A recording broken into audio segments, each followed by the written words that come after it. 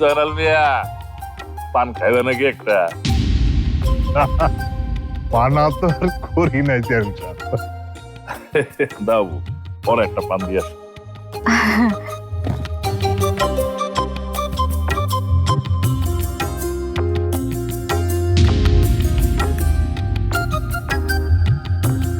আব্বা আমি যাই। না তোর লাগে আমার কথা আছে।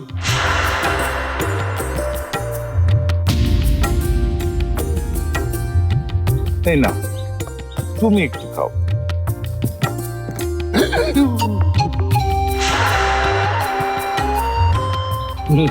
না না ঠিক আছে ঠিক আছে। বাবা এইখানে দেখে একেবারে পান খাওয়া খেয়ে চলতেছে। আর পাকের ঘরে যে এক পাহাড় থালা বাসন জমছে সেগুলো ধুইব কেনা? আরে খালি চিল্লা চিল্লি করো তুমি, তোমার গলা কি একটু মধু নাই? এত চিল্লাপাল্লা না করে নিজে ধুইয়া ফেলাই লিখতে হয়। এই শরীর যা, তোর সামনে যে আমারে বান্দি হইতে কইলো তুই কিছুই কবি না। তুইও তো দেখি তোর বাপের রাস্তায় হাঁটতেছস, বান্দি বানায় আমারে আর রাখবি কেন? দে না, বাড়ি থেকে বাইর করে দে আমারে। আরে আম্মা আম্মা, ঘরের মধ্যে চুক্তি মেরে বসে আসছিল, ভালো আসলাম, শান্তি দিয়েছিলাম। এই বউ যাও তো, দেখো তো কি কয়। পারুম না, যদি দরকার হয় একটা বান্দি নিয়ে আসেন।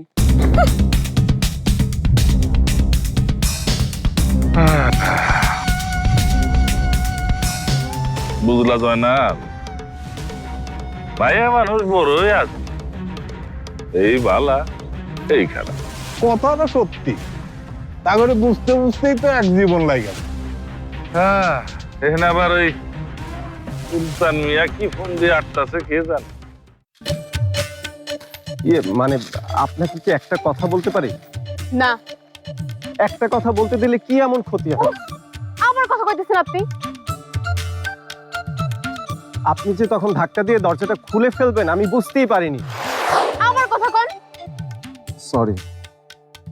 আপনার মতো একটা বাজে লোক, একটা ফালতু লোক আমি জীবনেও দেখিনি। আচ্ছা আপনি কোন মতলবে আসেন কোন তো আমার একটু? আপনি যদি আমার শুরুতেই কয়ে দিতেন যে শাস্তির লগে আপনার বিয়ে নিয়ে আলাপ হইতেছিল, তাইলে তো এমন ঘটনা ঘটতো না, তাই না? আপনি আসার পর থেকে খালি বাড়িতে ঝামেলা আর ঝামেলা।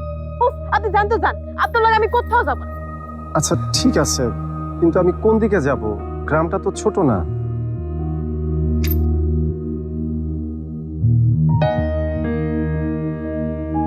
কি হইলো, খারাপ আছেন কেন? হেন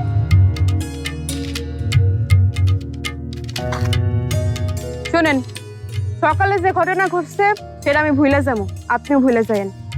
ঠিক আছে। না ঠিক নাই, আপনি যে কি উদ্দেশ্য নিয়ে আইছেন এই গ্রামে সেটা তো আমি জানতে পারলাম না এখনো। কেন আপনার জিনেরা কিছু বলে না? ওরা কি কইব? না, আপনার চাচি বলল যে আপনার অনেক ক্ষমতা। এই জিনেরাই কি আপনার ক্ষমতা? এই জিনরে আমার ক্ষমতা, আর এই জিনগো বইলাই আমি আপনার খার মটকাম। খুশি?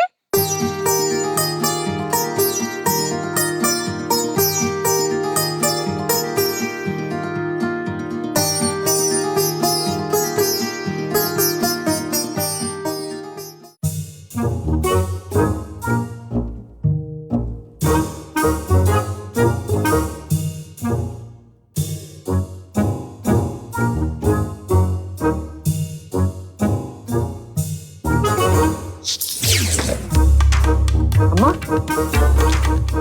5 মিনিট ধরে খাড়াইয়া দেখতাছি তোর তামসা, চক্ষু বন্ধ করে কি করতেছ?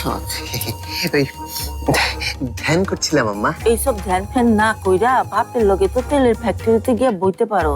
ও এই কথা আম্মা, আমি বাবাকে বিভিন্ন স্ট্যাটিস্টিক্স দেখিয়ে বুঝিয়েছি সরিষার ব্যবসার কোনো ভবিষ্যৎ নাই।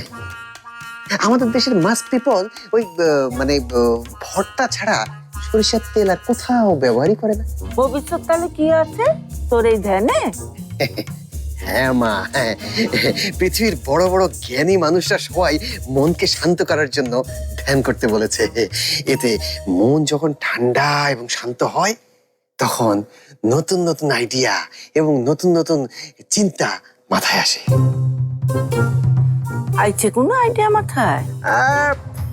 একটা আইডিয়া মাথায় এসেছে, এটাতে নিশ্চিত ভবিষ্যৎ। আর সবচেয়ে বড় ব্যাপার কি জানো মা, এটাতে কোনো ইনভেস্টমেন্টের ব্যাপার নাই, আর তোমারও ওই বারবার আমাকে টাকা দেওয়ার টেনশন করতে হবে না। কি করবো চাস কত তুই? আচ্ছা আম্মা, বলো তো পৃথিবীর কোন পেশাটা সবচেয়ে মহান এবং সবচেয়ে আদর্শ, এবং অবশ্যই সেটা পরিবেশ বান্ধব, মানে zero carbon West? Zero error কি কইতাছস এইসব? না মা, ডাক্তারি না, ইঞ্জিনিয়ারিং না, আছে এমন আরেক মহান পেশা। আর কি পেশা কবি তো? ভিক্ষাবৃত্তি।